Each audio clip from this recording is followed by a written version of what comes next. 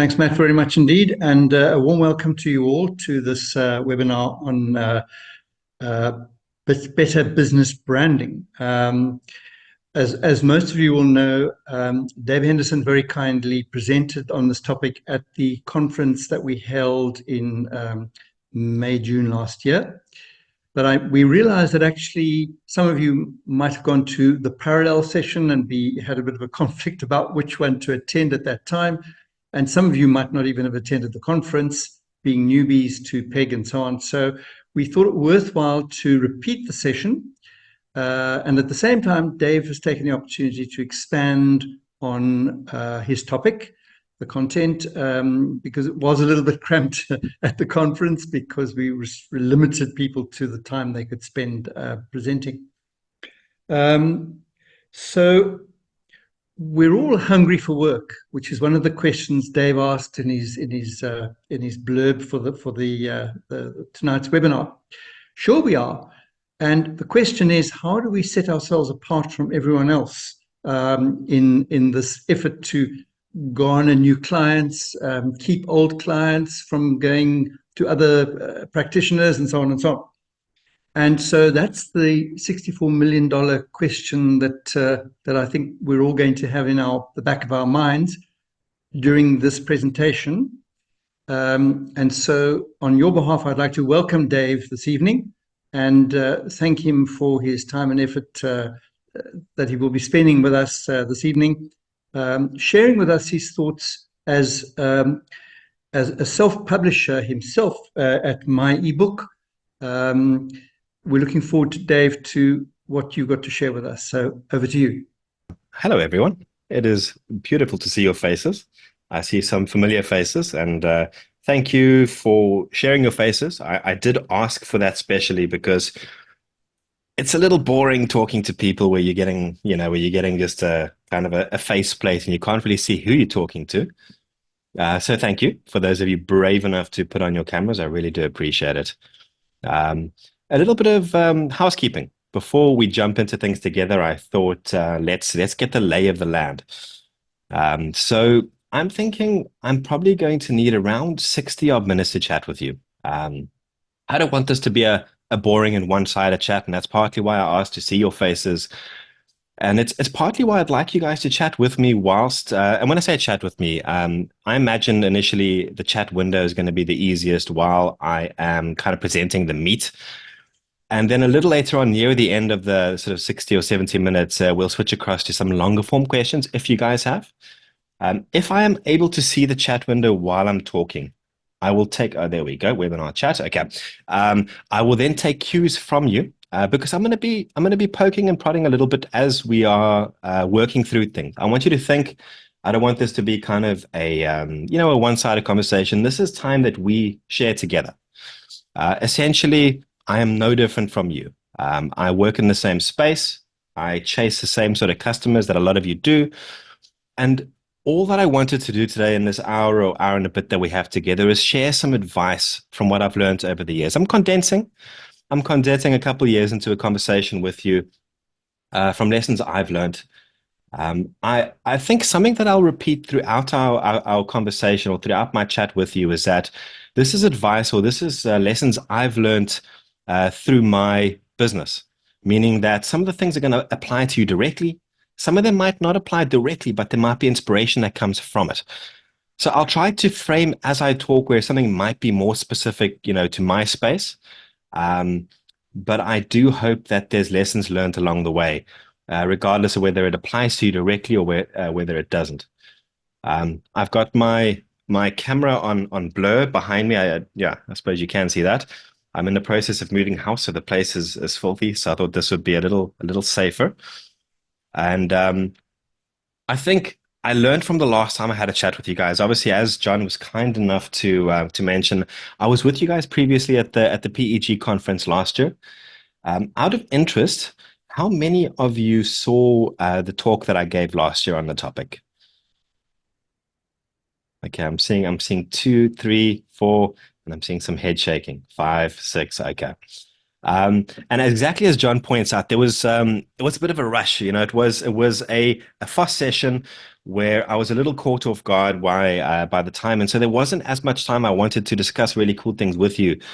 And so that's what the point of today is. The point is to revisit what we've spoken about previously, but to expand on it and to give you guys a bit of a space as well to bounce questions off with me. I'm not a professional speaker. I'm also not a professional editor. So I learned from my last presentations, you will find spelling mistakes. I promise you, I've gone through it, and I know it bothered you in the last time. I've done my best. Please forgive me where you might find a spelling issue. Also, I do get a bit nervous sometimes. So forgive me if I do stutter or stammer a little bit. But talking to a lot of smart people does make me a little nervous. I'm going to do my best to give you guys value in the hour or so that we have together. To kick things off, and I think Matt, the very skilled Matt, is going to be helping me here. I put a couple questions together that I learned today can actually be given to you as a poll early on. And I thought to kind of frame our time together, I wanted to pick your brain before we jumped in. I wanted to ask, I think I had three sort of vital or questions that I felt were more important. And so if Matt is listening, our eye in the sky, I am listening, yes. Can you share those questions with the audience? I don't know how it works, if it's all three together or if it's one at a time. But I thought it would be a great way for us to get started. Okay, so the first question I posed was, are you earning what you feel you're worth? Are you charging or are you earning what you feel that you're worth? The second question is quite a tech-focused one, is do you have a dedicated business website for the editing services that you provide? And the third question is going to involve a little bit of a Google. I thought before we get into this, I could give you a very basic introduction to SEO. And so what I'm going to do is I'm going to share my screen with you. And I'm going to show you what I'm referring to. So what I asked as part of my third question is I asked if you Google yourself, and when I say Google yourself, how your customer would search for you.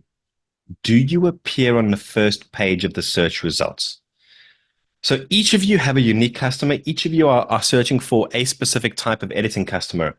And they're typing in certain things to Google to find services like yours. And so if I take an example, and let's for argument's sake say I am an editor in Cape Town. I'm going to open a incognito window. And the reason I open incognito is because if I do the search in a normal Google window, it knows who I am, it knows my search preferences, it knows my location, and it kind of filters the results accordingly. So when you do these sorts of tests, I do recommend the incognito window. I am assuming everyone can see my incognito window. And let's say I'm an author and I'm searching for a editor in Cape Town. So I'm going to say something to the effect of book editor in Cape Town. Now, the third question that I put in the poll was, are you appearing on the first page of these results? Yes, no, and if it's confusing, you're allowed to answer, huh? Okay, so what I wanted to show you before we jumped in, I'm seeing only a few faces here. I'm assuming all of you are okay with the questions, and I want to carry on. Let me know if there's people who are still busy, but otherwise I'm going to jump straight in. So the example here, book editor in Cape Town. What you're seeing initially up front, up top, is you are seeing paid for search results. In other words, people are paying money to appear here. I'm not too stressed about that. That's a question of money. It's not a question of organic search value. But take a look at our first result for book editor in Cape Town. And as I mentioned, I'm searching incognito. Philippa Mitchell. I'm not too sure if anyone here knows Philippa. I do. So I'm sure she wouldn't mind me using her website as an example. But can you see the phrase I typed in? Can you see the URL that I'm highlighting here or trying to point at, the editing your book? And can you see that the keywords are shared? Not exact, but the keywords are shared. Book editor in Cape Town, editing your book. That's the first thing. Google gives a very good weighting to keywords that appear in the URL. So book editor in KZN, book editor in Johannesburg, manuscript editing services in South Africa. Those are key phrases that if they appear in your URL, Google assigns quite a high value to that. So it's no surprise if you go to my website and you go to my services. I'm assuming it's showing right. Matthew, just let me know if it's not. Can you see my URL here is book publishing services? Can you see the text on the page is book publishing services? So I don't want to go down this rabbit hole just yet, but the point I'm making is this is what I searched for. This is what my customer in this example searching for, and this is showing you where Google places large value in the text appearing in the URL, and the keywords also appear in the page text as well. Book editor based in Cape Town. Look at my keywords, book editor in Cape Town. This will come up later on in our chat. This is why I'm showing you at the start, because this is where a little bit of deliberate thought or clarity goes a long way to making sure that your business appears in the rankings. Okay, I'm going to bring up my window. I'm going to share my presentation. I'm going to switch the window. Okay. Now, I did see someone raise a hand. What I'm going to ask, for simplicity's sake, if you don't mind, if possible, can you summarize questions for now inside the chat window so that at a glance I can see them? And then what I'll do is a little later on, we'll open up sort of longer form questions. So if you can summarize it into as a concise a sentence as possible, I'll tackle it while I'm talking. And if it's a little longer, or I might miss your question, let's tackle that on the latter part of our chat. So a very warm welcome to every single person here. It is my pleasure to be in front of you yet again. I have the utmost respect for editors. I do have the pleasure of working with a number of editors from PEG. I think right now I'm working with at least 2 of you on separate book projects. I do love this sort of time where I get to sit with you and share examples of how I've used branding to make my business even better. I want to say from the outset, I have a massive amount of respect for what you do. I have worked with so many good editors, especially from groups like PEG, that I know how important what you do is. And I think that a lot more people need to figure this out. Just before our chat, I was mistakenly browsing the swamps of Facebook. And what I saw was low-cost book publishing services being charged at a fraction of a fee. And I think this is what we're all up against. I know some of your circumstances will be different, but if you're like me and a lot of your business comes from new people, then these low-cost services offering to undercut and charge at a massive discount is, I'm not going to say it's a problem. It's not a problem. It is something that we have to know about and something that we have to plan for. But I don't know about you guys. It is something that I see all the time on platforms, especially those sorts of platforms like the book. I'm trying to get this window so I can see as many faces as possible. There we go. Okay, that's a lot more happy faces and some not so happy. Okay, so you're going to see 2 URLs on my screen. You're going to see MYeBook.online. You're going to see my bio link, Dave Henderson link. You're going to see my email address. I just added my email address in because I would love to hear from you afterwards. Our time is limited. As much as it is a longer time span than we had last time, it's also not necessarily enough to go into all the deep, dark corners that I would like to. Didn't mean that to sound as dodgy as it did. However, I would love to hear from you after our chat. If you enjoyed it, if you didn't enjoy it, I would also like to hear from you as well. I do enjoy a good bit of fair criticism. I will be pointing to our website throughout the chat with you as well. So, depending on your attention span, what I like to do when I'm chatting or when I'm in a presentation is I like to kind of browse and explore and stalk, you know. And so I'm putting my link to MYeBook.online there deliberately because I would love you to take a look, and I will refer to it a few times while we're chatting as part of the lessons that I've been learning.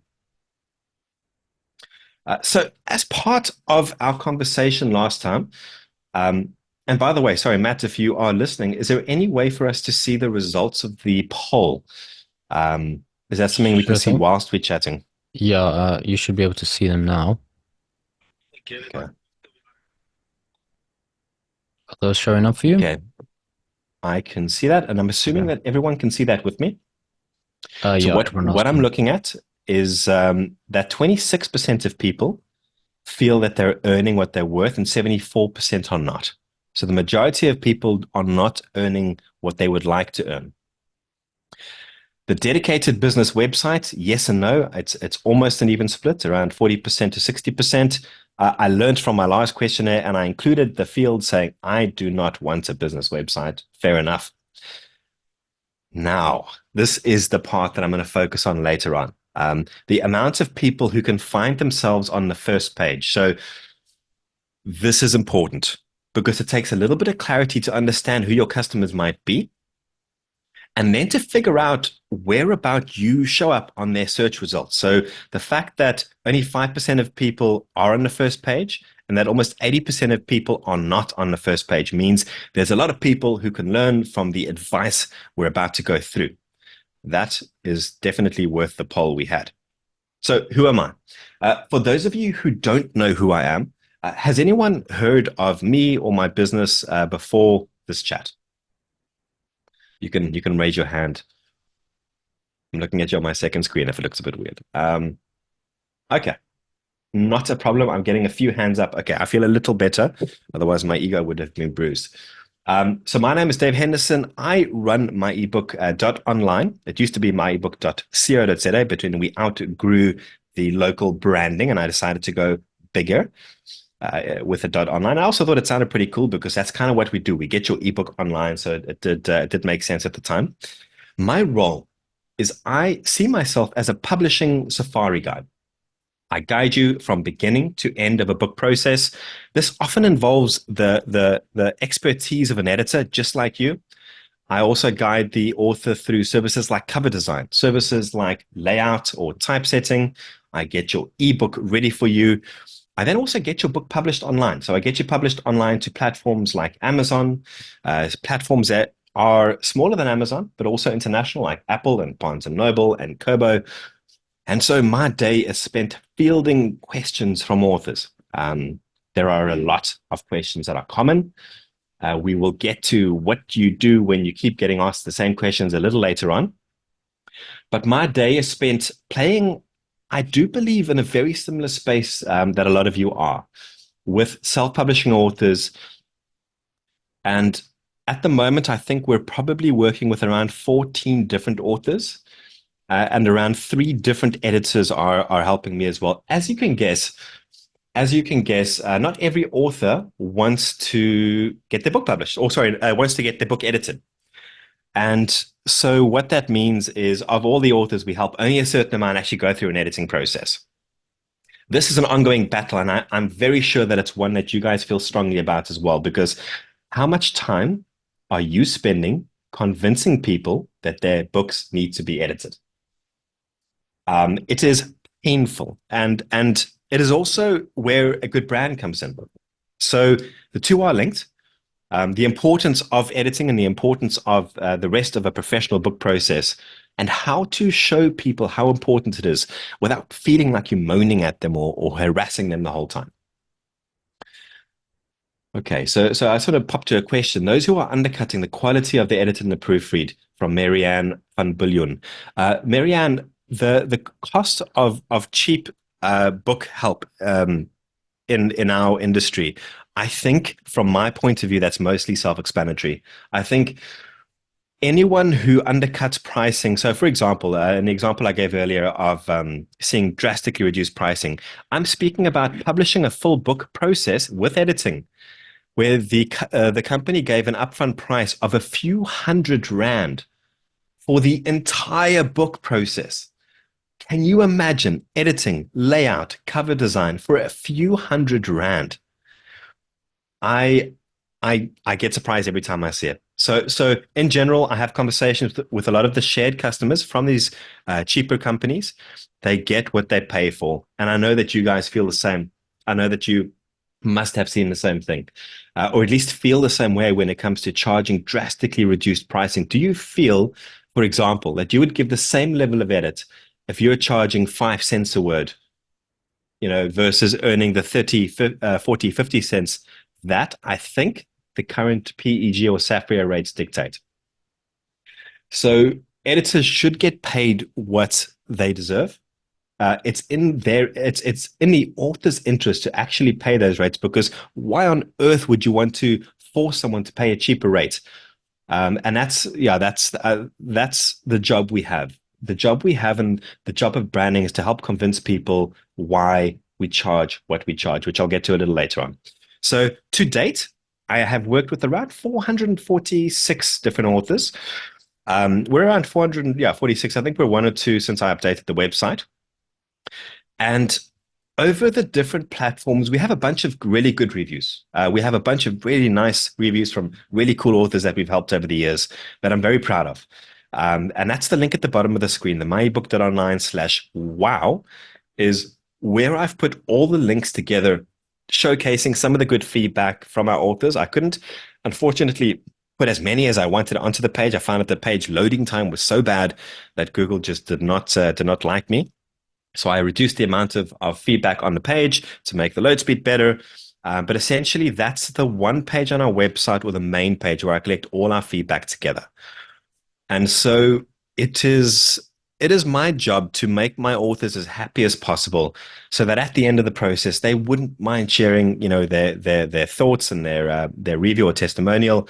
And I'm proud to say that I think I've got 2 4-star reviews, and they bugged the hell out of me. To get a 4-star review, man, it hurts. It definitely hurts. But that's what I'm here with you today, is because I want to show you what I've done to help get these happy authors and collect their feedback.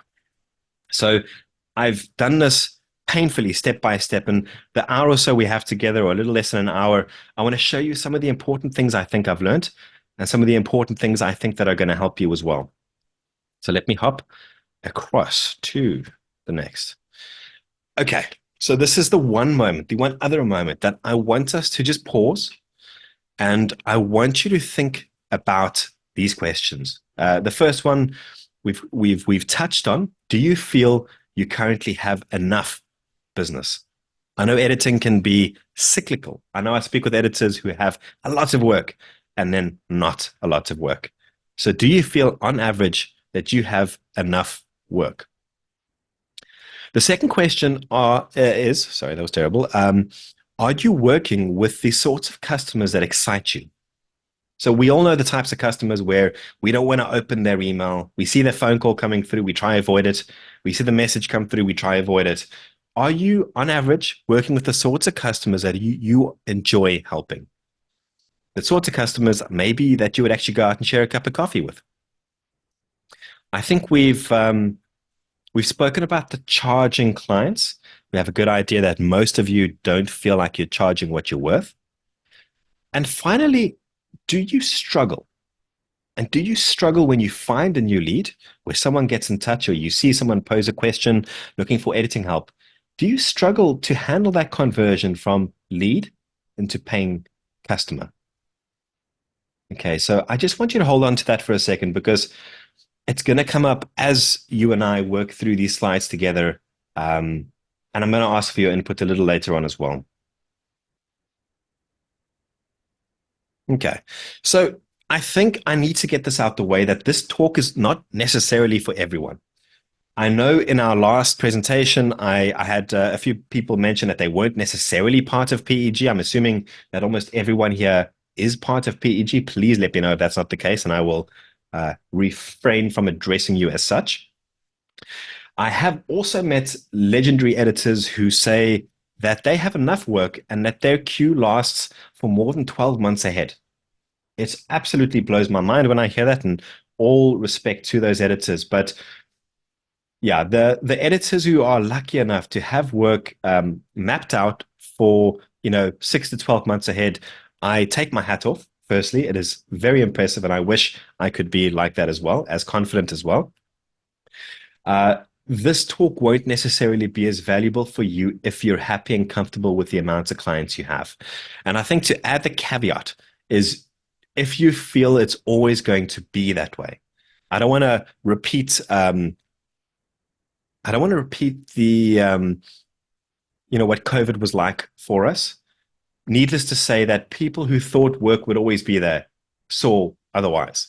I don't know what it was like for you guys, but it went after an initial jump up, things died away quickly, and a lot of companies where I think word of mouth was relied upon, it dried up.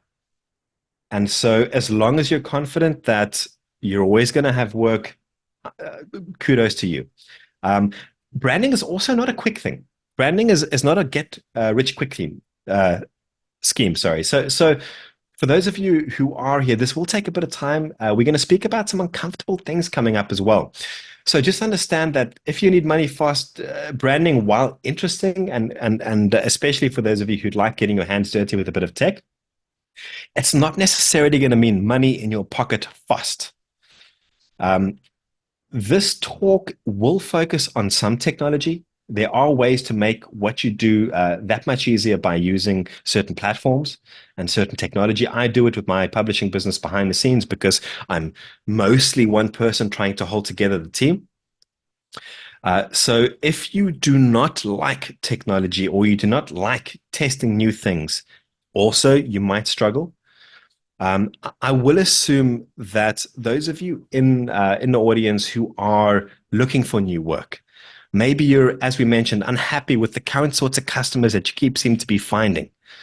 And those of you who don't mind embracing a bit of discomfort and a bit of change, this is exactly what I want to share with you. This is what I've been through. This is what I have been working through over the last several years. And I think that this talk is going to be valuable. And again, if it is, I want to hear about it. So how can you benefit from this time? I thought I'd put down a couple ideas on how these sorts of presentations or these sorts of chats normally work best for me. And I'd love to hear if you agree. So one of the ways that I find I enjoy a presentation or a chat is where a seed is planted. It might not necessarily be exactly what the person's speaking about, but while the person is speaking, inspiration strikes. And it gives you a bit of excitement to work with something behind the scenes. And often I leave these events or these talks or these presentations, and I'm excited to try something or apply something that was brought up in my own business. So it plants a seed. Being around smart people just like you often gets me excited as well. The energy is here. There's ideas being shared back and forth, and so it generates a bit of momentum where maybe you were feeling a bit stagnant before, and so you might want to get back and want to dedicate some time, the very next morning to improve your business, to improve your brand or your business processes. And the final way that I often benefit from these sorts of presentations is just from the people around me, from meeting. I don't know if you can all see each other's faces, but these sorts of presentations are a great way to meet other people, to chat. If you're like me, I'm painfully introverted, and so this often counts as my social interactions for the week. And I use it to my full advantage. I want to meet each one of you. I want to chat with you. I want to hear all about what you're up to, what you're struggling with, regardless of if there's any benefit or any work that comes from it. So making new connections for me personally is always a really good benefit from these sorts of presentations. So I'm excited that I get to be with you today. I'm excited that I get to show you how I've built a stronger brand. And if I had one ask, if I had one request you would grant me, I would love that you take any action after our chat today. It doesn't matter what the action is. It doesn't matter how small it is. One of the things I've realized, and I know that you probably realize this as well, is that if you keep on doing things the way you have been, nothing's going to change. If you keep following the same routines or mixing with the same sorts of people or doing the same sorts of, marketing, you're going to find that things don't necessarily change. If I can plant a seed and you are willing to agree to take action, I think we can make some magic together. So can I get a nod and a smile from those of you on the other sides of the camera, please? Okay, I got the nods. I'm going to take that. I'm going to take that as a victory. So let's talk about some uncomfortable things. Branding. It feels like a bit of a swear word sometimes. And I would love if I could hear the little voices in your heads when I speak about branding, because branding is often conflated. Is that the right word? It's often mixed up with selling. We think branding is selling. It's not. Okay, I probably shouldn't do that. Branding, although it sounds like selling, what it really does is it makes selling easier. And I'll explain why now. Branding means that I will get a phone call from a customer who already knows what it is that I do, how I could help them, and they've already been convinced that I'm the right person or the right company to help them. That's the benefit of branding. Branding helps me avoid those awkward conversations. Hello, I'm David and I can help you. I don't think throughout the last 10, 11, 12 years, I've actually had to do a single cold call. I do a lot of work into my online presence. I do a massive amount of work when it comes to writing or recording videos, as I hope those of you who are on my website might see. So that when people find me, they see what it is that I do. They get or they understand the idea that I'm here to help you.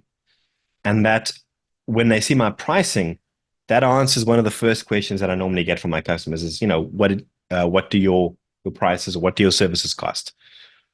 So branding actually makes my job of selling that much easier because I answer all those awkward questions about pricing and about timing as upfront as possible. I also brand myself in a certain way that if you and I were sitting and sharing a coffee together, you would see it's me. It's authentic. It's me. If I'm going to drop an F-bomb during a conversation, if I'm going to swear in a blog post, I do it deliberately. I know that it might divide the room, and I'm okay with that because the people that I work with, I want them to understand this is who I am. I don't want you to be put off if I seem to be not taking things necessarily too seriously. Life shouldn't be taken too seriously. I think being an adult is hard enough as it is. And so when it comes to how I speak, when it comes to how I write, when it comes to how I sell or brand or market, I do it all in a very similar way. And it's deliberate because I do get that question from time to time with the people that I coach of, should I, for example, swear? And if you're a person who swears normally, please go ahead. That is your brand. That is who you are. And if it dissuades someone from working with you, I know at the time it might not be a nice feeling. But if you're being authentically you, I support you fully. So branding means giving thought to how people speak about you. When people give reviews about you, if you had to pull out the common themes of what people are saying, that's your brand. I think the saying you probably have heard quite often is branding or your brand is what people say about you when you leave the room. Coincidentally, on the SEO topic, this might be a little tangent. I'll keep it short. Did you know that Google actually indexes your reviews as well?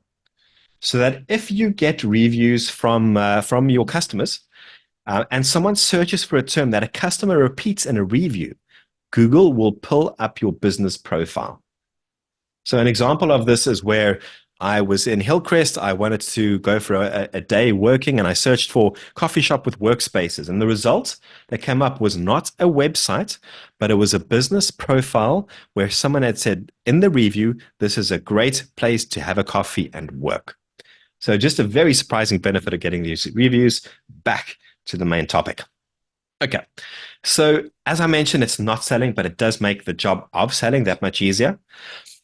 Something that I need to acknowledge and get out the way is that I'm assuming that all of you here are doing a good enough job. branding will not make a difference if you are not delivering on your promise to your customers. So the assumption I'm making throughout this chat with you is that you are an above average editor. Sounds weird to say it that way, but in reality, you just have to be good enough. I know the temptation, and if you're like me, you probably have a personality type that skews towards perfectionism. I'm seeing if there's any agreements. I'm getting some wry smile, so I'm going to take that as a positive. And so being a perfectionist by nature, I automatically assume that I've got to really blow your socks off with whatever technical service I'm providing, maybe website design, for example, or coaching. But the truth is, from my experience working with editors, is that most of my customers are happy with an editor who does a good enough job, but who can over communicate. And so this is something that I touch on later on, but it's not necessarily always about utter perfection when it comes to the text. And I know this is going to get some backs up. But from what I've seen, when it comes to the people I work with, my customers in general are happy with an editor who does a good enough job, but who's able to communicate with them every step of the way and communicate with me. Because when I work with editors, not only do I want them to update my authors, my customers, but I want you to update me as well. And so the assumption, as I mentioned, going forward is that you're a good enough editor. I know PEG does an amazing job of helping editors upskill. I've recently learned to appreciate the term ATE. What you guys do, as I mentioned, the PEG platform has become a place I visit quite often, knowing the standards that John and the team holds the members to. The other bit of disappointment that I want to give you, if I can disappoint you today even further, is that branding is not necessarily a destination you reach. Branding is not something that you tick off and you go, I'm done, I've branded, success. Branding is something that you wake up every day and you think about, or every week and you think about, or every month and you think about. So branding is very similar to the author who knocks on my door and says, well, I want to pay for marketing. How much does marketing cost? And is it done yet? And you have, there we go. I'm getting some movement. So branding is very similar to marketing for authors, where it's not a one-stop shop. It's not a black box where you put money in and marketing happens and sales happen out the other side. Branding is something that evolves as you get clearer and clearer. And so one of the next important steps that I want to tackle with you is the clarity and the search and seeking clarity. Because every week that I revisit my branding, I realize that I can change something subtly. I can change something small. So those changes, for example, that I showed you where I had my service key phrases in my website top, where I repeated it in the URL, those are things I only did recently. Because at some point I was like, this needs to happen. But I didn't realize it, several years back when I was first starting out. And what happens? Like, what happens if you don't pay attention to your brand? And paying attention to your brand or not paying attention to your brand is similar to not having a plan in life or in general. Is that having no plan is still having a plan. It's just not going to take you exactly where you want to go. And so without planning for your brand, you blend in to the crowd. You're going to be one of many. You're going to be hard to differentiate when people are looking for help editing. And I'm going to look at some very nice profiles coming up that are going to show you how you can differentiate your profile. Very, very grateful to Letitia Sullivan for allowing me at some point to point to her LinkedIn profile for this purpose. So even if you leave today and you thought, you know what, this branding thing is too difficult, I'm not going to bother, I'm too busy, I've got adult things to worry about, just understand branding is happening whether you know it or not. People are browsing profiles, they're browsing membership sites on maybe PEG, and they're taking a look and they're making a call on the spot. And you know what, if they decide they won't use your services, you never know. You never know the amount of people that might have browsed your profile, might have browsed your website and made the choice to choose someone else. So this is not something you can hide from. And this is not something that I want you to hide from. I'm here to kind of poke branding a bit and show you that it's actually not something to be too afraid of. The challenge for those of you who sped read and read the last part is I want you to give some thought to what we all know of as the elevator pitch. If you're with me and you had a short amount of time to sell your services to me, what would you say? Who are you exactly? What services do you provide? And why should I care? So the elevator pitch, it could be something that is written down, or it might be something that you record as a video.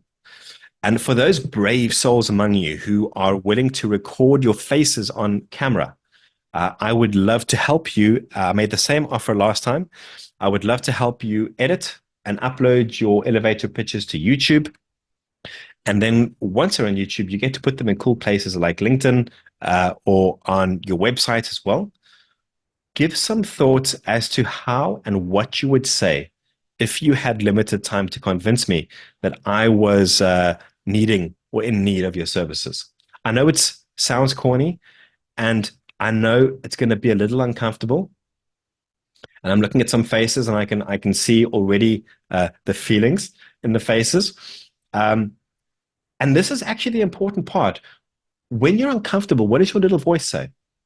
So as I mentioned, elevator pitch. What were you thinking? Were you thinking, I'm not going to do this. What's the point? It's silly. I'm gonna leave it. I've got other things to focus on. That little voice in your head is actually deciding a lot more than you realize.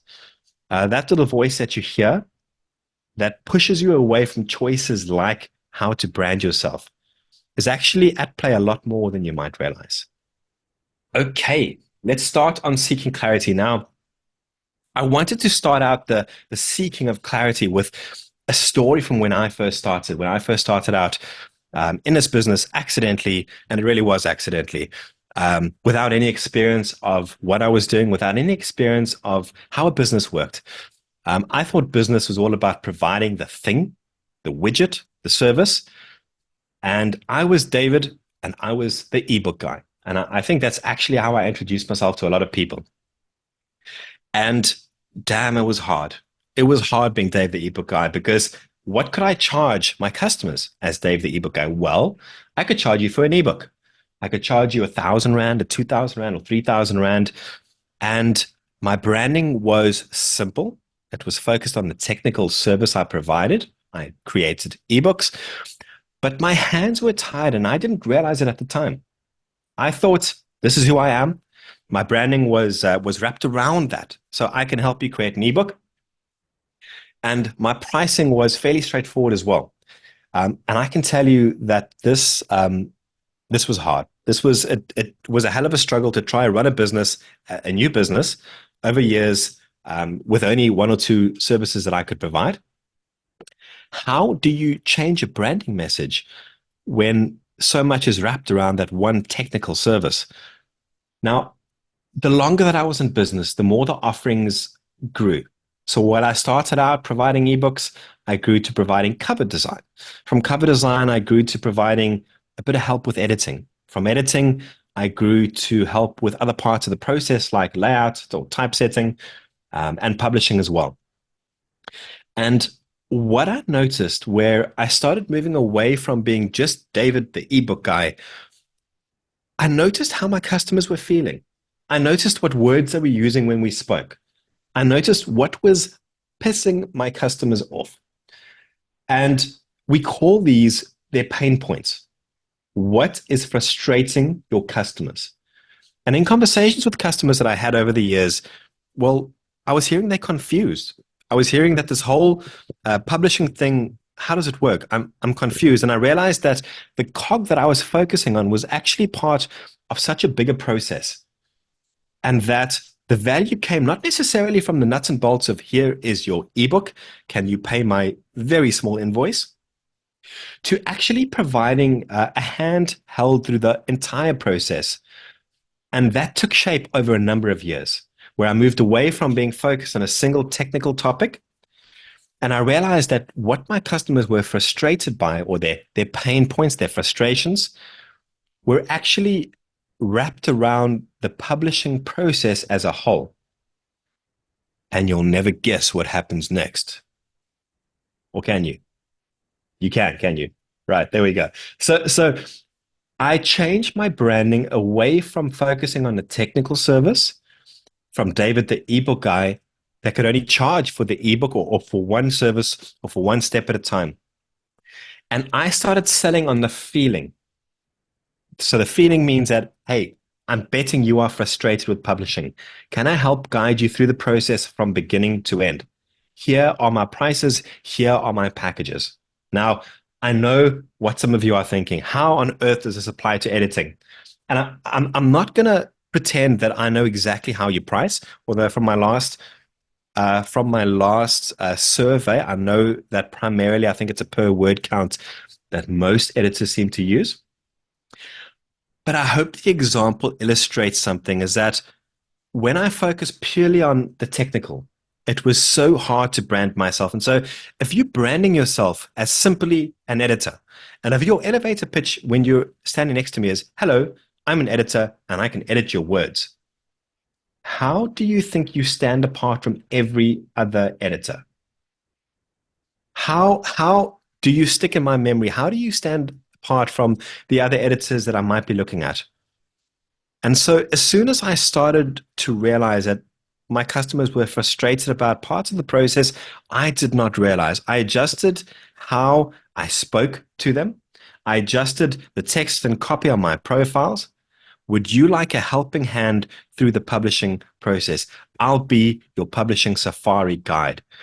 And once I targeted those feelings and frustrations, my pricing evolved from single step, one cover, one ebook, to a package, a guided package. And do you know what the awesome thing is? Is that as soon as I moved away from pricing individual steps, so previously my pricing looked like an ebook costs so-and-so, your front cover costs so-and-so, and your Amazon publishing costs so-and-so. And I started grouping my pricing into packages. Can you guess what happened? That people stopped comparing me to everyone else. I actually ended up selling a lot better on the packages than I ever did as individual steps.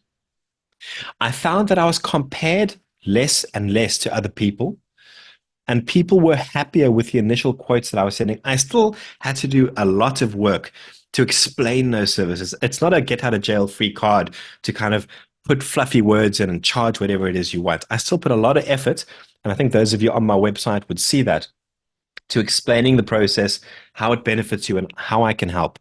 But as soon as I sold on the feelings or the frustrations and the pain points of my customers, and I put my pricing away from the single step into a package, I was able to charge an entirely different rate. And I was getting compared to other people or other companies a lot less. And so I put it to you that for those of you out there who are pricing yourself and selling yourself as, I am an editor, I edit words, I can make your words better, is it not perhaps time to relook at the value that you bring and understand and sell or market yourself on the true value that you give to a customer? The feeling of, frustration someone might feel, how you might help someone sell a better book at the end of your process. I have worked with editors who, have a few different line items separated on their quotes. And those sorts of line items do feel that they could be rolled together into a cost with a bit of a better or clearer explanation. Okay, I'm just looking at the questions real quick. How many people took me up, Louise, on my elevator pitch? I was so excited to help the members from last year. Not a single person took me up. I was quite broken. It is so much fun to record these videos, and you get so much use out of them. But no one took me up. Natasha, how can I make a pitch unique? Yeah, I completely understand this. How do you differentiate editing? And I'm going to disappoint you right now. And there's no cookie cutter advice I can give. What I would do, Natasha, is I would sit with you, because the wind's howling in the background. I hope it's not influencing us.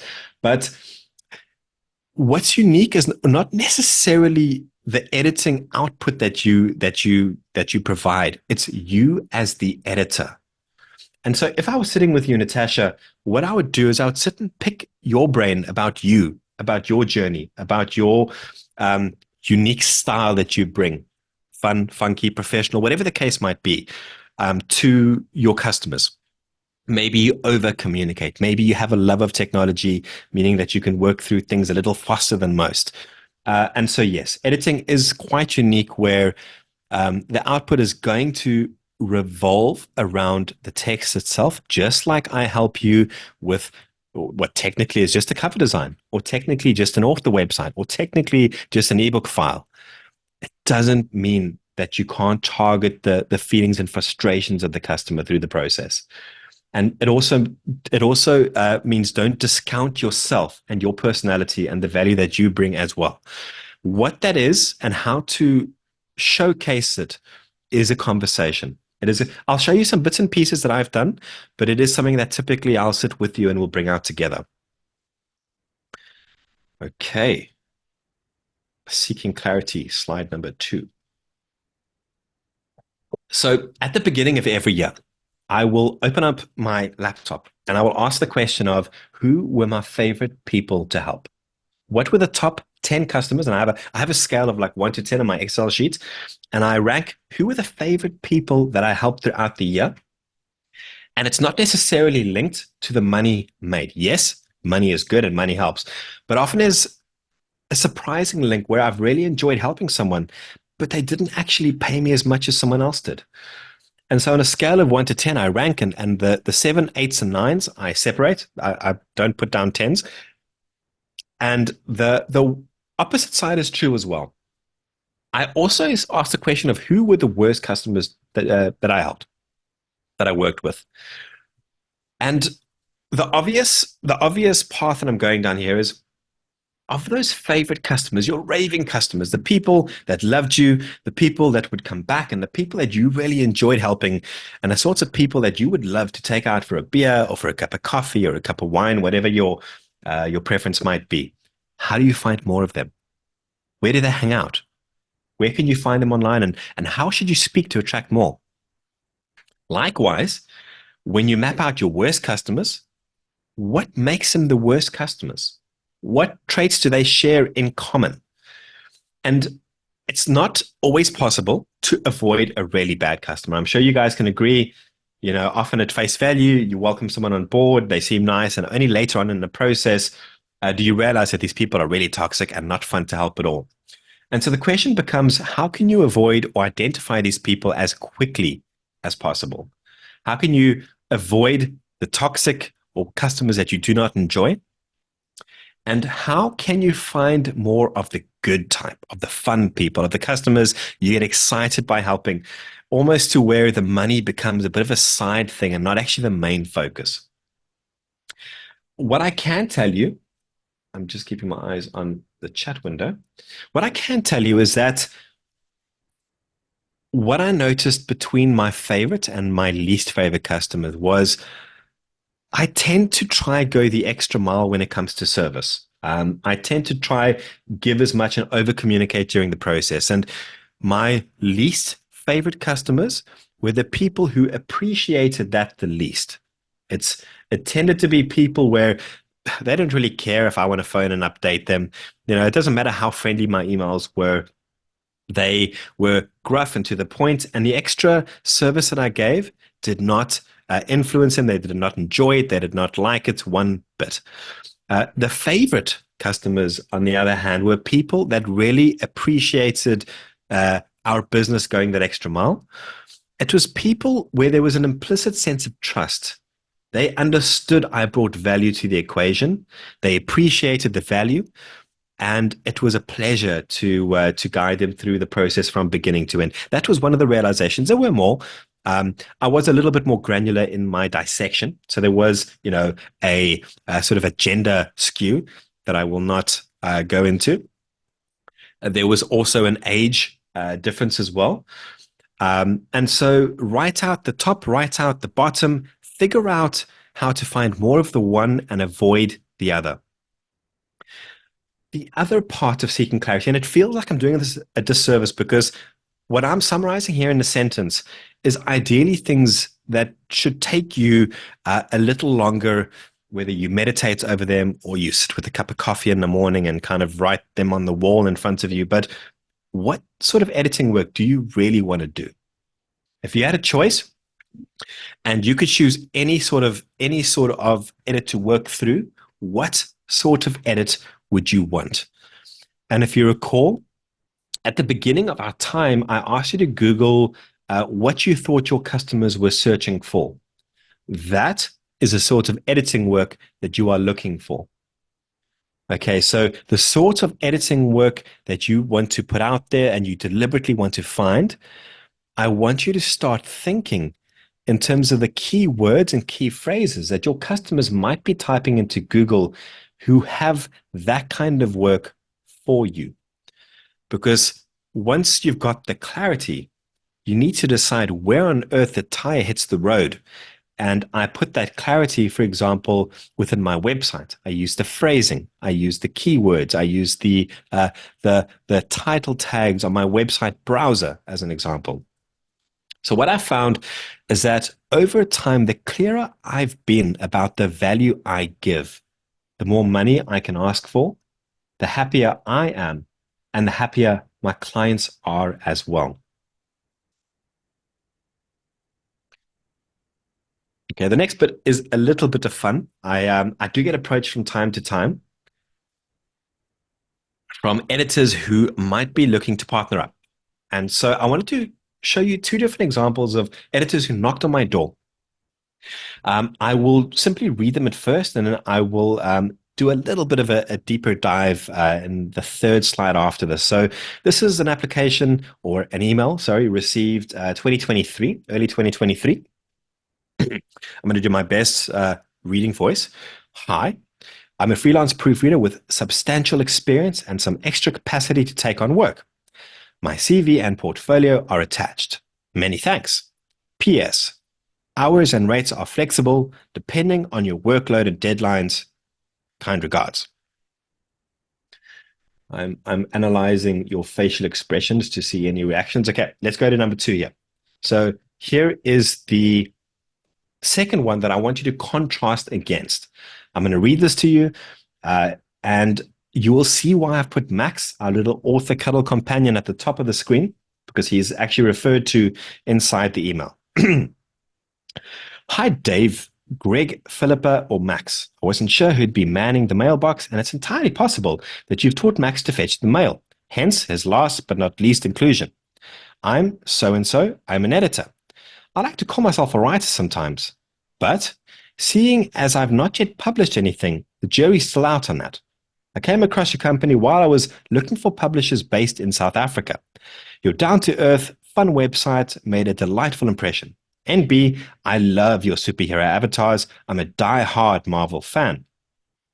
From your publishing guidelines, it looks like you quote your clients separately for editing, and I wanted to find out if you're interested in working with a freelance editor.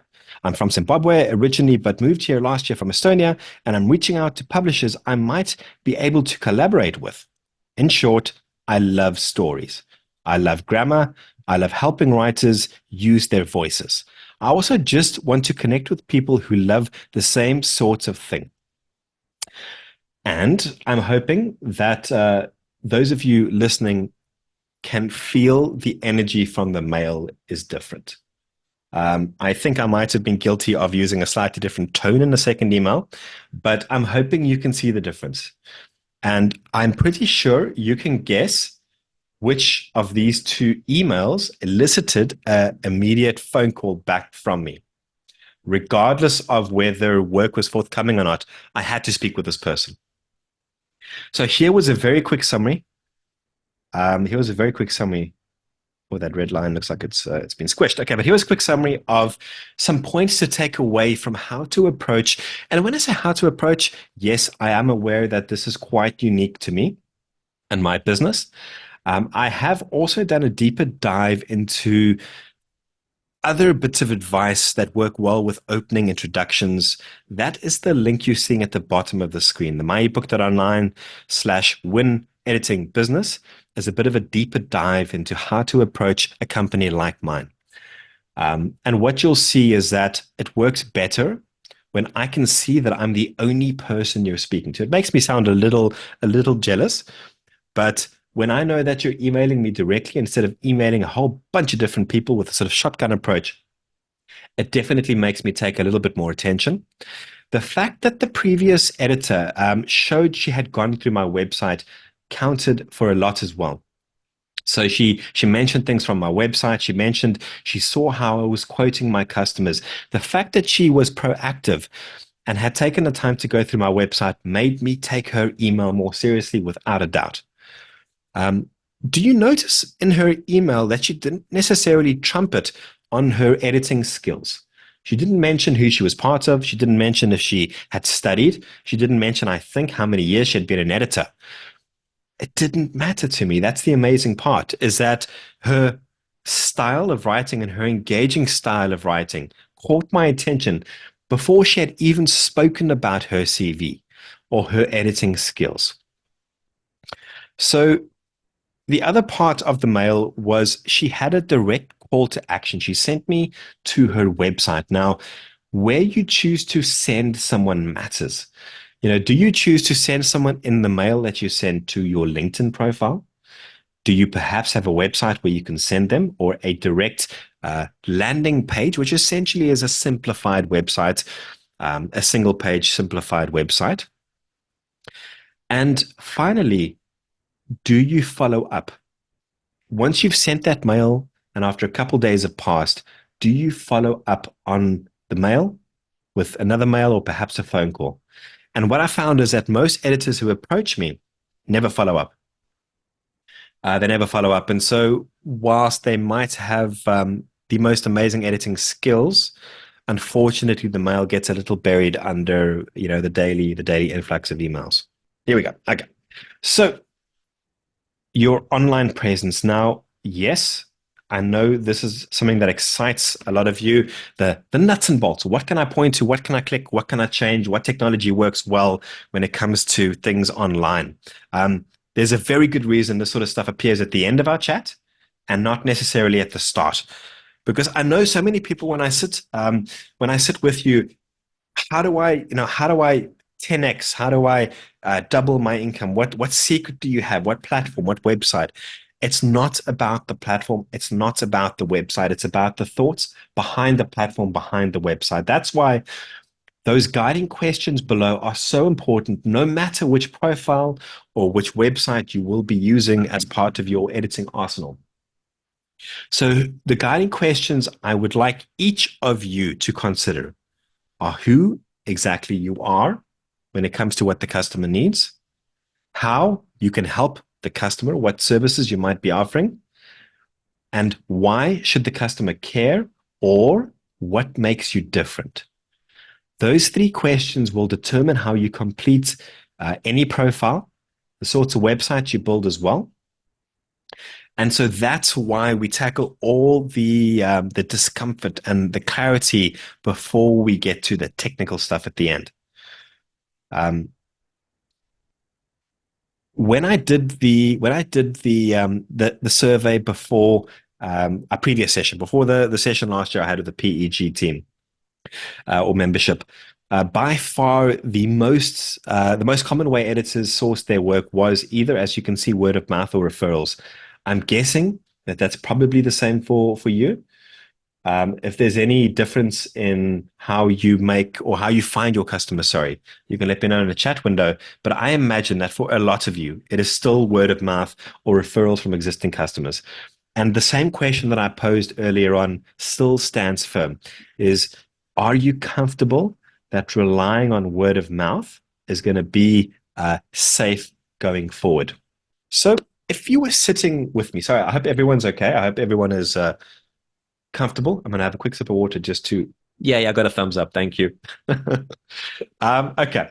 So if you and I were sitting together, if we were having a cup of coffee, which is almost finished, and you were sitting and asking me, well, how do I increase my business? How do I get more business?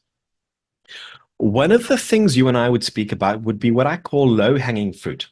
Now, When I asked you early on, and I'm going to see if I can pull this across, when I asked you to Google what you think your customers are searching for. Okay, I'm going to see if I can bring this across. Give me a second. Okay, and we said incognito window, and we said, for example, book editor in Cape Town. And we took a look at the first results. Okay, there's a direct website. Here we go. Here's a platform. Here's another website. Here's an article. Here's LinkedIn. Here's another platform. What you will notice, and I'm fairly confident about this, is that certain platforms and pages on the first page of Google are not hard to get to. So, for example, LinkedIn. How hard would it be for you to go to LinkedIn and make a better or make improvements to your profile? It's I suppose a redundant question, not hard at all. And that's why it's low-hanging fruit. It's low time needed and it's low cost. It should not cost you a lot at all to make improvements to a profile. But I'm guessing for those of you who did that Google at the start, sorry, I'm looking at the chat window, but I'm guessing that those of you who Googled this at the start, you probably would have noticed that LinkedIn appeared pretty highly on the first page. Okay, and so again, how hard would it be for you to go back and get a LinkedIn profile that looked like Letitia's? That's one of the important lessons from today is be like Letitia. Okay, let's carry on. So what is low-hanging fruit? What are options you have in front of you that won't take a lot of time and they won't take a lot of money to get done? So LinkedIn, as an example, and you can verify this from your own searches in front of you, LinkedIn is a great platform and it's easy to rank highly fairly quickly. What you would have noticed is there are a fair amount of membership sites as well. So, for example, the PEG website I found in quite a few searches. There's Upwork, which ranked fairly highly as well. And depending on your specific editing niche, there's going to be different editing bodies. What is the other one? The South African Institute of Translators, for example. There's going to be industry bodies. And if I had to ask you what the hurdle is, what stops you getting there? It's a bit of money and a little bit of time. These profiles are not hard to complete. And so one of the first things I do for an editor and actually other coaches as well who want to get a foot in the door quickly is we identify what platforms are low-hanging fruit and we set about improving and polishing those profiles. So it might be LinkedIn, which I know works well for editing. It might be profiles like PEG or Safria, if any of you are Safria members. It might be directories for those of you who understand or have profiles on Upwork. And finally, and lastly, your own business website. So the reason your own business website is last is because most of the time it takes a bit more effort and a bit more cost to get your website sorted out. So it's not necessarily low-hanging fruit. However, for me, it happens to be the profile or the platform that brings me the most amount of business. Now, let's ruffle some feathers. Okay, so my goal here is to see as many grumpy faces as I possibly can. So there's a very big difference when it comes to what you and I are chatting about now. When it comes to branding, there's a very big difference between something that looks pretty versus something that's effective. And so in a few moments, we'll take a look, for example, at PEG profiles, and we're going to play the game, is it pretty or is it effective?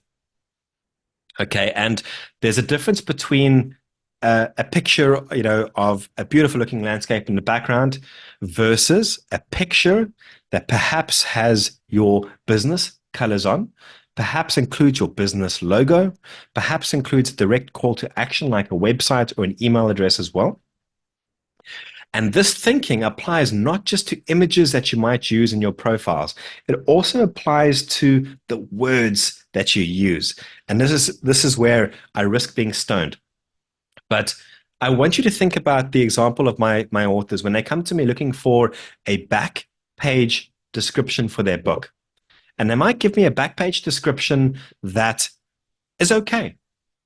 Nothing amazing. It's technically correct. I can't find many spelling mistakes or grammar mistakes in the text. But can you guess what might be missing? Is that it doesn't engage with me. It doesn't speak with me. Maybe it speaks at me. It doesn't necessarily contain what I need to find it interesting and engaging. And so when it comes to your branding, I know we might have a tendency to aim for just the best possible grammar use, but there is a difference between wording that is perfectly edited and no mistakes versus wording that grabs my attention, slaps me in the face, grabs my attention, demands that I look at it. And so this is where I want you to be aware of that editing instinct that you might have, that need to have every I dotted and T crossed. Because often when it comes to your branding and we're working with experimentation, you don't always have time to do perfect. You have time to test something out. You have time for a new looking website. You have time to tweak your LinkedIn profile, but you don't necessarily always have the time to make it as perfect as you can. And so sometimes you need to be okay with having the website or the profile or that new video as good as it needs to be for the first draft to put it out. So that's something that I just wanted to mention that is going to be referred to a little later on. There we go. LinkedIn and Letitia. I use Letitia as an example. You're welcome to go to my profile as well. I should have probably linked to it. But essentially what I've circled around Letitia's profile are what I consider the key points that you can fix and update really quickly when it comes to a platform that ranks highly like LinkedIn. So firstly, what you would see is Letitia's profile picture. It is professional. It does grab my attention. And the cost of a good profile picture is not a lot. It could be a few $100 to 1,000 or 2,000 Rand. But what I can promise you is that it is worth its weight in gold, because not only will it be used in your profiles, it'll be used on your website. It can be used within your email signatures as well. So a good profile picture is something worth investing in, more than one. It will get used over multiple platforms. Now, there might be some of you who want to hide from the camera. I'm seeing if anyone's agreeing here, but there might be those of you who don't want to appear on camera, who don't want to be front and center. The problem is you already front and center, you just don't necessarily know it. And so if the picture of you is a little older, I think that's okay. I think that's okay. I think when I choose to work with someone, it is important to me that I see your face, that I hear you speak, definitely, but also that I see your face. And so an older photo is better than no photo. And we'll take a look in a second when it comes to the PEG membership, how many people have photos versus don't have. So what you'll see with Letitia's profile is a good looking profile picture. You're going to see she's made good use of her cover picture in the background. So it is relevant to her trade. It contains obvious and clear call to actions. It also has what I believe is her logo as well. And so it doesn't have to be perfect, but it's an effective cover photo. Take this and contrast it with Letitia having a picture of her garden in the background, or a picture of some clouds, which I'll show you in a short while if Tracy forgives me. And so her headline is there as well. Letitia Sullivan, she has a nice bold headline.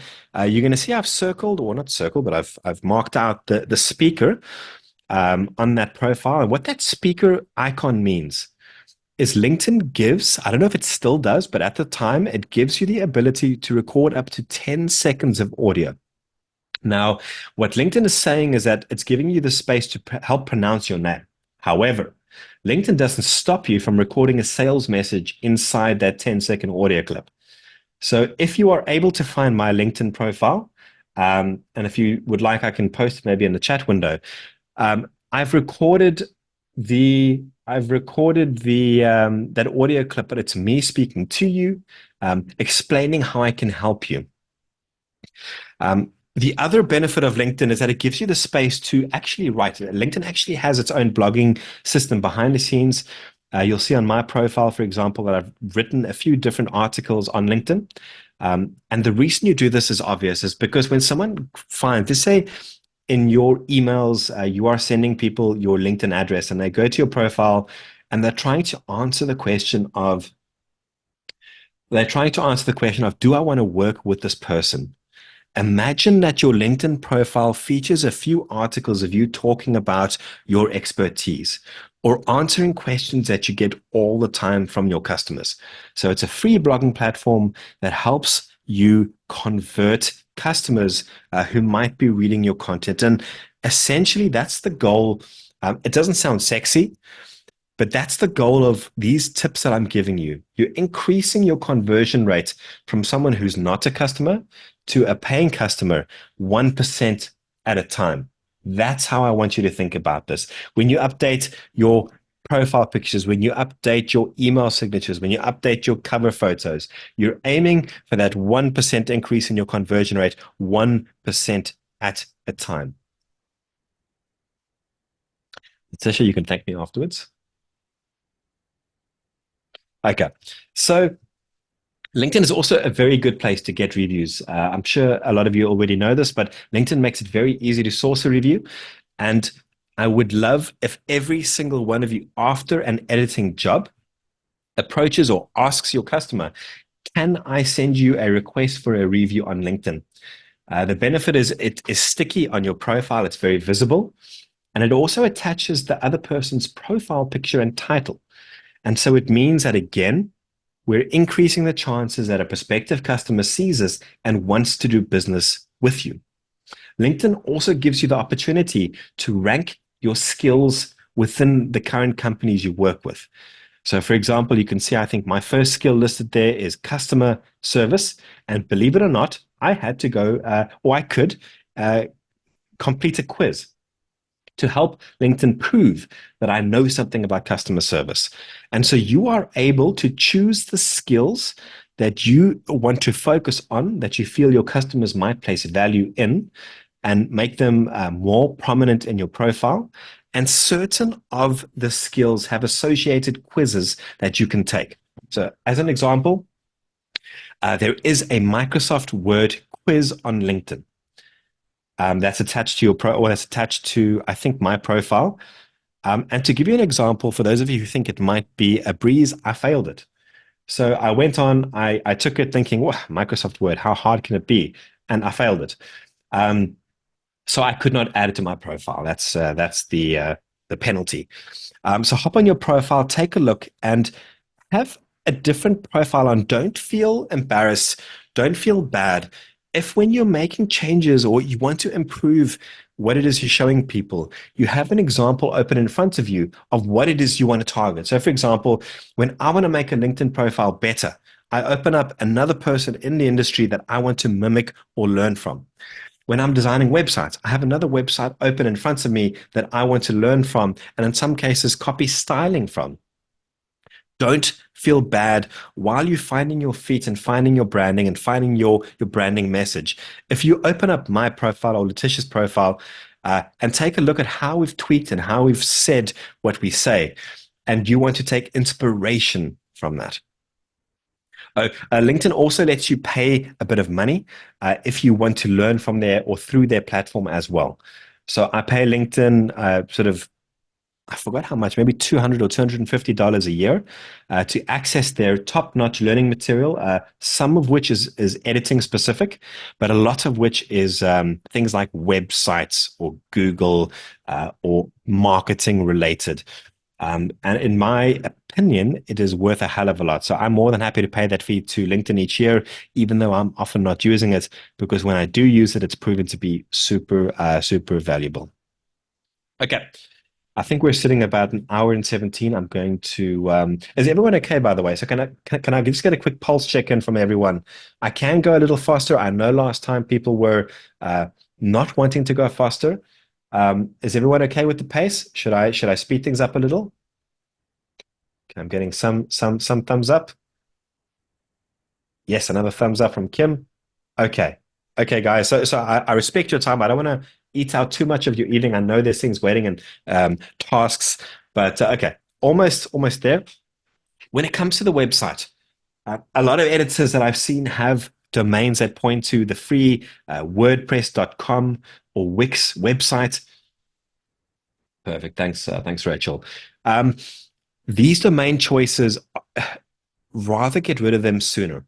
The reason I'm going to say that is because later on down the line, let's say it's a couple of years and you've been using a free website offering and you've had people pointing to your website, and all of a sudden your website URL changes from whatever it was to whatever it is now.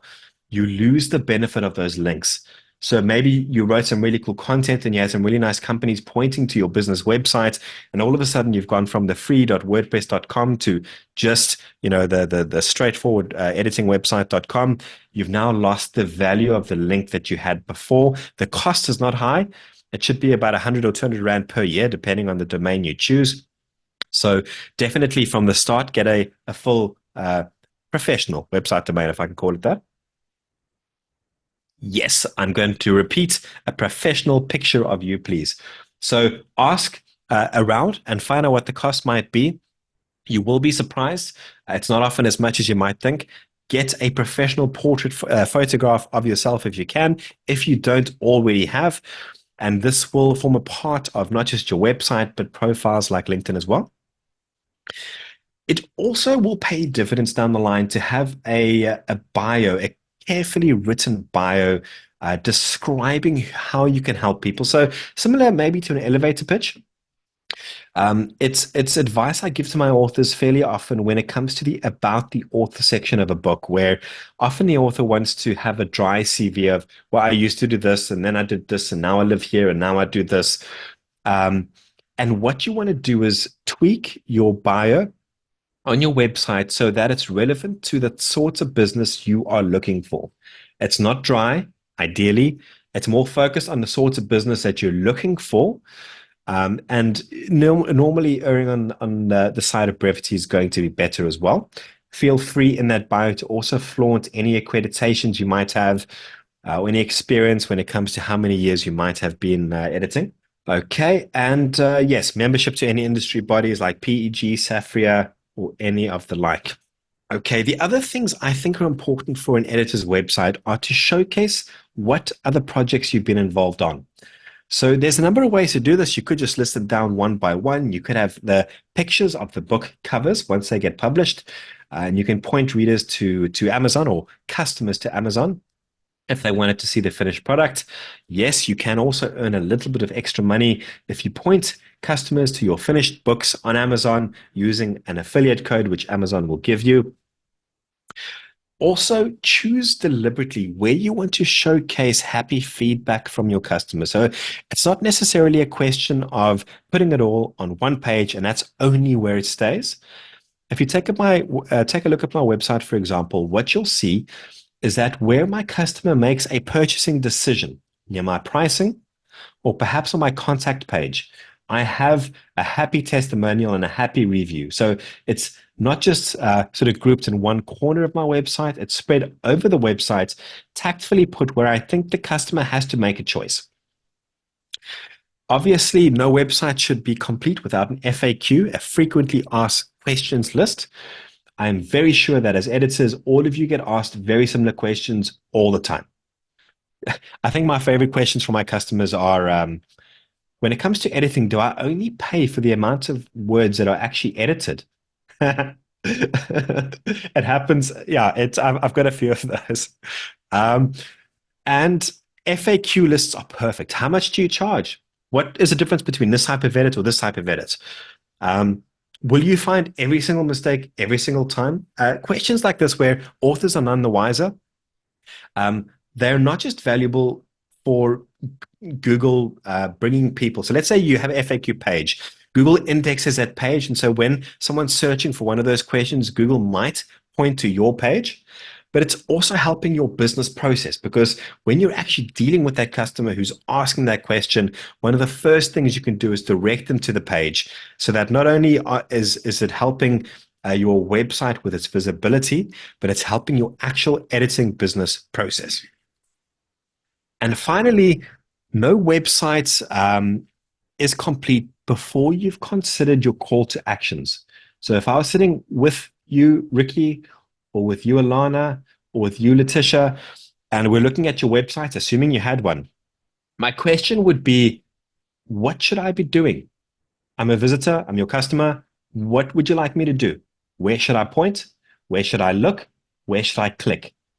And the most important call to actions or tasks you want your visitors to complete need to be styled accordingly. The more important the task or the call to action, the higher it appears on the page, the bigger the buttons are, the brighter the colors are. And so you should not have more than 1, 2, or 3 call to actions. Ideally, 1 is enough. And this should be explained to the person designing your website because it does affect how you design a website. So example, if you go onto my website, I'm going to try open it now. Can you see that the Get Published is the most prominent button? That's where I want you to look. Okay, please excuse my face. As you scroll down, can you see that every single color where I want you to take action, can you see what the color is? I'm teaching your eyes on where to look by using a certain color every time I want you to take action or to focus on something. Here is the FAQ page we've just spoken about. Here is the testimonial where I think you need to see it as you're making the decision of, should I do business with Dave? Can you see the action color again, the action color again? And guess where it takes you? Straight to the website, or the portion of the website where you then submit your information to me. There we go. So just an example of how I've deliberately decided what my call to actions are, and I've styled them bigger and brighter so that it's in your face and it's easy to find. Okay. This is a fun part. I know the membership has increased. I had a quick look, and I saw that it has gone up from 104 when I last checked last year. So firstly, kudos to the PEG team for doing a very good job in attracting more editors to the group. As you can see in the red and yellow, when it comes to the profile pictures, almost half of the profiles do not have profile pictures. When it comes to the cover pictures used, as you can see in Tracy's example in the background, more than half of the membership did not have cover pictures on your profile. And I'm not saying ineffective, I'm just saying there was nothing. There's a blank space. Now, if we take a look at the 33 people who had cover pictures, only 8 of them included information like logos, phone numbers, website addresses, or editing services within that cover picture.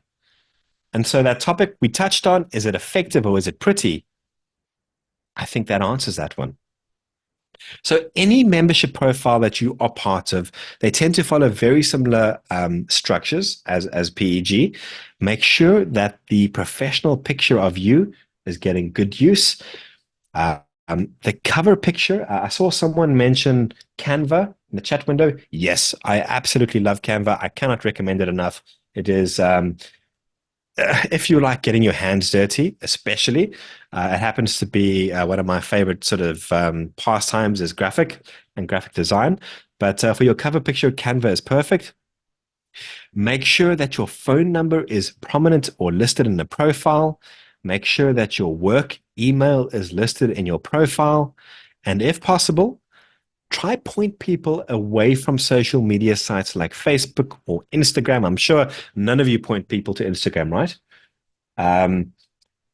So I did have a recent editor who approached me, and the link that they gave me in the introduction email was a Facebook page.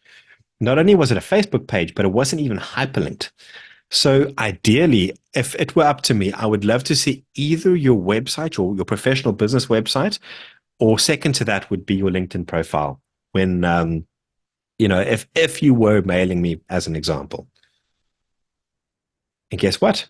That's it, guys. We're at the end. You made it through. I managed to keep you engaged for the better part of 1 hour and 28 minutes. Thank you. I really, really enjoyed my time with you. And we'll probably turn on microphones now for some conversations that go a little bit more in depth. I did at the start share my email address. I really would love to chat with each and every one of you, should you feel the need or have questions. But otherwise, my time and my advice are all yours to pick. Matt, if you could work the microphone magic, please. Okay. Alana, I would love to hear your question. Maybe you would, maybe you wouldn't. Okay. Hi, Dave. First of all, thank you so much. Really has been unbelievably valuable and just expanding. So thank you. My challenge with LinkedIn is that I'm not only an editor, I'm also a mediator, and I'm also a family mediator and a commercial mediator. And occasionally I get a response from people who've looked at my LinkedIn to say, well, what the hell are you? You say you're a mediator, but your LinkedIn says you're an editor, and you say you're an editor, but your LinkedIn says you're a mediator. So how does one solve that challenge? So Alana, if you and I were standing next to each other at a braai, how would you introduce yourself to me? As a slasher. I do this slash that slash that slash that. I got a fright there. I was like, okay. This is interesting because it's a conversation we need to have where, and I think South Africans, especially in recent years, have had to juggle many balls, being jacks of many trades. And the conversation is really, well, how far are you willing to go? Like, until you put your foot down, for example, and we find out, like, of these different caps you're wearing, are some of the caps more fun or some of the caps more profitable for you? And if that's the case, does it make sense for you to at some point go, I want to be an editor full-time? I know right now I'm not. I want to be an editor full-time. I have the most amount of fun, and I believe I can earn the money from it. Then what you would do is you would update your profiles for what you want to be, not who you currently might feel like. And so some of the updates to profiles and websites, and I've done this myself, you don't feel successful. You don't feel amazing. You don't feel like the legendary editor or book publishing person, but you build it as if you are. And so I would technically sit with you and I would find out from you, of these different roles and caps you're wearing, what feels most fun, what feels most exciting. And we would then work through the profiles and we would make the cap you wanted to then wear more prominent. You could still list the others, but you would definitely want to make one of them more prominent, because the problem if you give too many options is, guess what happens? You lose all the options. It's that theory of all these little fish swimming around you. Where do you focus? Where do you look? And so by being a jack of many, you actually confuse people that you're in front of who might need one. So I hope that, there's more to it, but I hope that gives you a basic idea. No, but thank you. Louise, talk to me. Hi, everyone, and thanks, Dave. It's been a great presentation this evening. I rebranded myself at the beginning of last year. I made a big transition from being purely a textbook editor. After 17 years of textbooks, I'd had enough, and I've been looking at all sorts of different possibilities. It's been an incredibly exciting time. But I was actually inspired by your pig presentation last year to start going very deeply into my rebranding. I think I listened to it a couple of times, and I've had a note on my ongoing to-do list that says elevator pitch ever since. And I've just sort of underlined that. I'm going to push myself to get to that and to send something to you. I would love to hear your comments. But I rebranded myself as Word Magician. And from what your presentation last year, from podcasts and things that I've been listening to and reading, I've done a lot of work on my LinkedIn profile, started posting. Gosh, it's such an intimidating space at first. And then one starts to get comfortable, it gets easier. I've done a lot of work on my peg listing as well, and I update those regularly. And now I'm busy working on my website. And because I call myself Word Magician, which just speaks to everything that I am these days, the kind of aliveness that I bring to my work and the magical element. I registered a domain called wordmagician.co.za.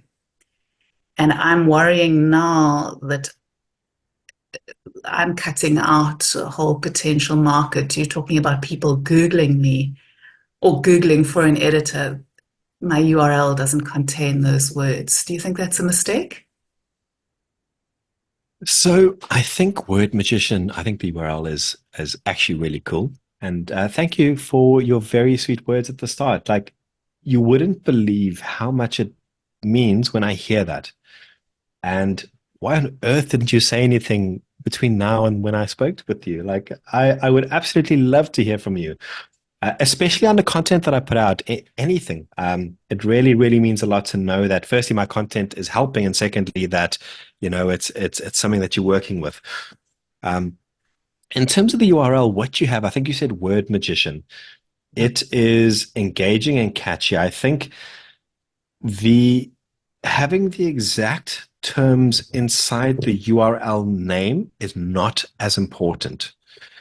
You might want to think about if a .coza domain means that you're sticking with South Africans, because that could be the feeling. And so, as a personal example, that's when I made the move from MYeBook.co.za to MYeBook.online, was deliberately because I wanted to target international customers. It wasn't, that I was. It's a dream that I had. It's a vision that I had at the time, and so the shift in domain was to mirror that.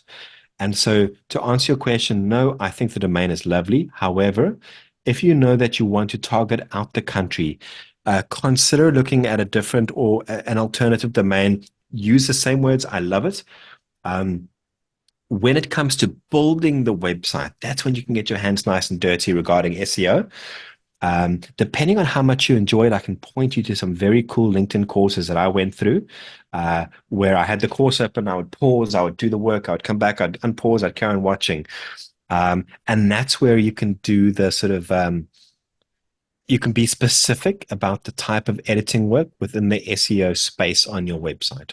Thanks.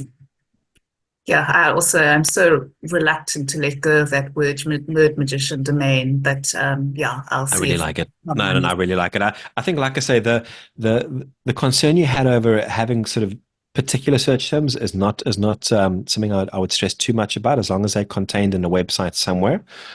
I think I saw in a recent stat that Google weights the title or the page, the page title, up to 17% of their search algorithm counts if the keywords are in the page title. And as soon as I saw that, I went straight to my website. I went to every single page, and I made it damn obvious what was in each page: book cover designs, book publishing services, as an example. So but in terms of so that's an instruction I would have to give my web designer. Well, it depends. So technically, yes. However, if you don't mind getting your hands dirty, it could be something that you tackle as well. So what you'll notice in all the advice we speak about when it comes to branding, there's a scale. And it's a scale of, do I have more time or do I have more money? Because if you don't mind getting your hands dirty, learn to do it yourself. If it's something that you feel is going to take too long, or you're not interested or excited by it, pay someone else to do it. And often you fit somewhere on that scale. So I would do it myself. You might find that you're busy enough and you would rather pay your designer to get it done for you. Thanks, Dave. We run out of questions. Hi, Dave. Letitia's got a question for you. Oh, Letitia, there we go. I can't ask question because Barkey, Jack Russell, how do you use creative mode LinkedIn to fill effect? I've only recently turned it on, so I can point clients to my website under the link of my profile pic. But what are the pros to there of being a creator? Okay, so the biggest benefit I saw of being listed as a creator on LinkedIn was that people can follow you without needing to connect. I think that was the first thing I noticed. I wasn't 100% sure if it was unique to the creator side, but that was one of the things I first noticed when I switched my profile, was people can follow and not have to connect. I also used that website link in the profile. So that link, I wasn't aware that it actually is linked to the creator mode specifically. I thought it was open to everyone. But yes, I do point people. What I've chosen to do actually is not point people to my website. I've created a questionnaire because I found that I can point you to my website and you might get a little lost, or I'll convert X amount of people from, that point to my website. But by designing an interactive questionnaire that asks you about your publishing needs, I find I convert more people. And so what I've chosen to do on my LinkedIn profile is to link to a free questionnaire designed for authors. But it is a useful space. Yes, that space in LinkedIn under your headline, I think, where you're able to list your whatever link actually you want to use. I can't think of many other benefits, Letitia. It looks nice. I think it lets you specify one or two things about what it is you specialize in. In other words, I said publishing as well as business coaching and branding. I can't think of much else that stood out. Dave, I've got a question, and it's sort of voiced on behalf of people who perhaps have less experience as editors.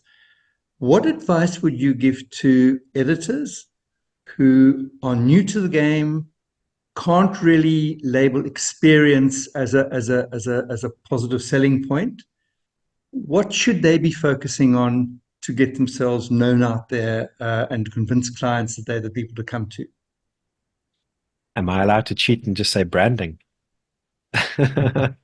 So okay, here's a question back for you, John. When you deal with customers day to day, how many of them turn around and ask you for your editing qualifications? None, actually, no. They're much more interested in whether you can do the job. So in a sense, probably most of my work has always come from word of mouth. And I've moved into all sorts of different genres, simply because someone out of the blue has emailed me and said, John, can you edit my thesis? Or John, can you proofread this, or whatever? And that word of mouth comes from experience. And if you don't have the experience, what are you going to do to draw clients to you? It's this chicken and egg situation, isn't it? Absolutely fair point. So word of mouth is a very common way, especially what I've noticed from my feedback from editors, that you get new work. However, it can artificially be replaced by a brand or by advertising with a platform like Google. So for example, right now, I'm paying Google around 2,000 or 3,000 Rand a month to advertise for me. And so for those people who don't have the profile, you can fake it. You can fake it by paying a platform like Google money to bring people to you, where your experience and word of mouth would have naturally achieved the same thing over several years. We know John, we know his website. You can now take a bit of money each month and point people to you in a way that would have naturally occurred over years. And the point that I wanted to make was, in my years of doing book publishing, I can't think of anyone actually that's asked me for my editing qualifications, because I've got none. People see what you show them. They don't care about necessarily how perfect your service is or how many, I don't know, letters after your name appear. They care about how you make them feel, and they care about, can you get the job done? And so it is the job of the brand to fill that softer space of who are you, what do you do, and does it matter to me? And so when I started my business all those years ago, and I'm doing it now again when I've rebranded, because I made a big mistake when I rebranded. I did it cold turkey. I cut off .co's and I went to .online thinking, oh, people would know. And it was a massive mistake. I lost a lot of traction from it. And so what I'm doing now, that I did at the start of MYeBook.co.za, was I'm paying Google each month to artificially drive people to my website so that it can get back up to the speed it was previously, where it was ranking very highly in search results. And if you rank highly in search results, like we just had a look at, that's where the new traffic comes through to your website. And so, yes, experience does count, and it helps a hell of a lot, but you can pay Google to help you bypass that experience gap quite easily. And again, the knowledge that it's not necessarily your qualifications that impress, but it's everything else around that as well that also adds to that. Sorry, John, Does Thank that answer your question? It does Perfect. indeed. Okay. Thank you. Yeah. One more question that might be going through people's minds, Dave, is and Ilana touched on it, but I think it needs to be raised again. Should we all be having another string to our bow? So translator, indexer, graphic designer, typesetter, whatever, in order to increase the traction and the attraction to us? Or should we focus on just one occupation, as it were, or one skill or one talent? So I'll straight out say that I often do work I don't want to do. I often do work that is different from my day job. I design websites. I also do business coaching on the side. And you got to pay your bills. Let's not beat around the bush. You got to do what you got to do to earn the money. And so I'm not against taking on other work or wearing other caps to make sure you can make the monthly bills. What I can say is, as you're juggling your caps, how many can you wear at the same time? And are the messages that you give to people similar messages when you wear the different caps? Or are you wearing one cap during the day as an editor and wearing a different cap, at night as a plumber, for example? Now, your messages for those two caps are completely different. And so, are you able to date more than one person at the same time? Or is it better to have one that you fully commit to and go for? And from a branding point of view, it's easier to settle on a singular message. I'm glad someone appreciates the comparison there. Getting a lot of shocked looks. But it's easier to craft a branding message when your message is singular. I'm Dave, I can help you publish your book from beginning to end in 7 weeks. Not, I'm Dave, I can help you design a cover. I'm Dave, I can do editing for you. I'm Dave, I can get you to Amazon. Because now I'm confusing you. I'm losing the effect of focusing on what you were worried about at the start, and I'm confusing you. And I think that's what I was trying to explain with Ilana, is that make sure you're okay. Make sure your oxygen mask is on and that you're covering your expenses each month. But going forward, decide how you would like things to be. And often that's how you craft a brand. It's not how you're feeling, not with all the different caps you're wearing, but where you want to move towards rather.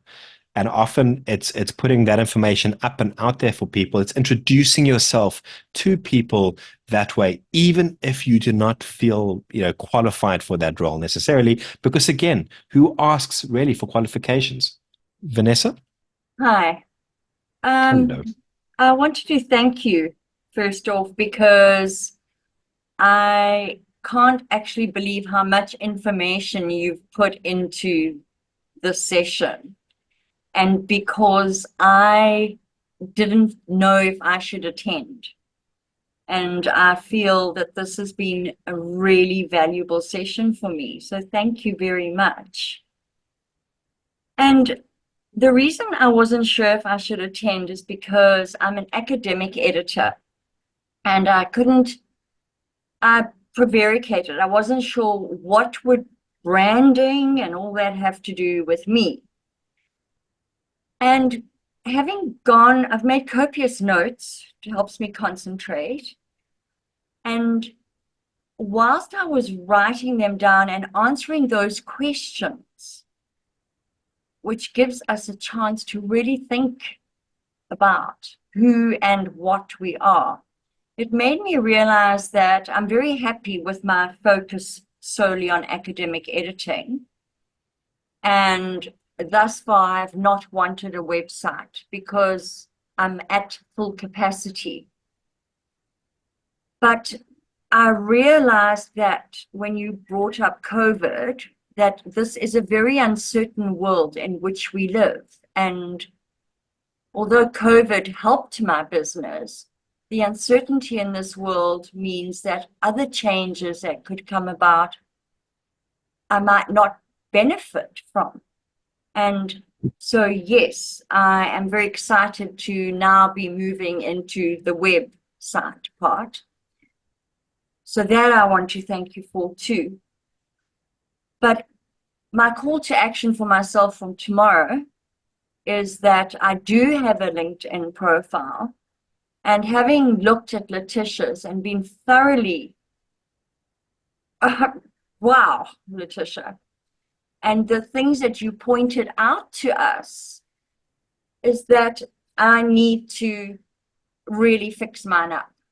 And given what my earnings are and my bills and that, I'm going to get down with the Canva and I'm going to tackle it. And I just really am very inspired. So thank you. Vanessa, thank you so much for those words. Like this is why I'm here with you. I really appreciate it. Thank you so much. Yeah, thank you to all of you for taking the time, for being here, for participating, for smiling when I needed it. It really has been fun. Vanessa, the one thing you said was, where's your face gone? You've disappeared now. There you are. Okay. The one thing you said was, you said you're busy enough. It's my words, but you said you had enough work, basically. That's one measurement. So I have enough work means I'm kept busy. And that's one measurement. There are other measurements you might also be looking at. For example, what you're earning from certain jobs, how much you enjoy certain jobs. And so branding plays a subtler part as well, because not only does branding help bring in a better flow of work by helping convert customers more regularly, but it means that Vanessa's pricing can grow with her as well. And so when you say, I've got enough business, meaning what I think you meant was quantity-wise coming through the door, or keeping you busy. Was that better? No, can I ask, Dave? I'm very fortunate. I turn work away. I'm really okay. I've had to stop myself. This year has been a resolution that I will not work weekends and I have to take holidays because that's really good. I learned some hard lessons last year and my health suffered. I understand. So I'm very fortunate, but I don't want to get into a comfort zone because things change and I'm aware of it and I'm not scared of change. So I have taken to mess up. I understand what you're saying about branding. Yeah. I'm also a person that is very fussy about my clients. I also have a list of people I will not work with. So I'm very fortunate and I feel blessed. I'm really happy to hear that, Vanessa. And I think the one thing, so it sounds like you're in the right direction. I'm really glad. And if there's anything you get stuck with, come straight to me. Would love to have a chat with you about it. I am stuck with things and I probably will. Thank you. I would love to give you advice from here. So it sounds like you're in the right direction. It sounds like you are blessed with the work that you currently have coming in. And I think the only question I would give you, which you don't have to answer necessarily right now, but it is, how do you handle overflow? So when you get busy that you're turning work away, I would love, in a separate conversation possibly, to hear how you handle the overflow, because there's capacity there to bring other people nearby so that when things aren't necessarily as busy, it might roll back for you, it might benefit you, or potentially earn commission from the other people that you refer to as well. So separate conversation, but I love what I'm hearing. And thank you so much for your kind words. You made my, what is it today? Tuesday evening, that much better. Thank you. Thank you. Louise. I have a quick question for you first, Dave, and then I want to respond to something Vanessa said. So the question is that I've just done a domain name check and my domain name's not available in .com, but it is in .net. Is .net an acceptable equivalent in your eyes? So if it was me, there's actually become, the way you refer to these, you call them TLDs, top level domains. And so there's actually recently, I had a really fun project where I realized that .Cape Town, .Durban, .Joburg had become available. And so the game I was playing was, what businesses could I quickly book out and try sell to people that would be, important. But the point I'm making is that there's recently a whole batch of new TLDs available from .South Africa, .Cape Town, .Joburg, to .guru, .online. Now, the rates you pay are separate. The rates you pay are different, meaning I think for a South African .co.za, you're paying about $100 a year. For a .com, you're paying closer to 200. And for my .online, I'm paying about $600 a year. Take a look at the different TLDs and then make up your mind, because what you'll see is that there's some really cool ones that have recently come out, like .wine, .travel, .ninja was one of my favorite. Editing.ninja, I should book that one out. But yeah, so there's a lot more available than there used to be. You aren't .net for me is a little older. It's a little overused. I would go for something a little newer, a little fancier, especially because it works beautifully with your Word Ninja. No, Word Magician, sorry, Ninja is my word. But Word Magician, I think, would work beautifully with one of those newer, fancier TLDs. Just double check what the cost will be, because they will generally be more expensive than the .coms and .cos. Great, thank you.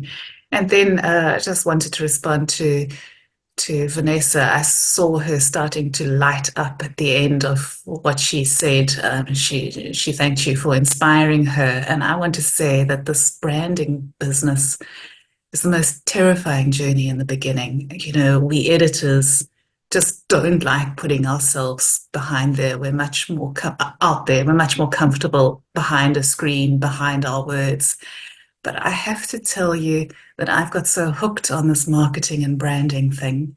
I got myself a Canva premium membership, because that 109 Rand a month gives me access to so much more than the basic one does.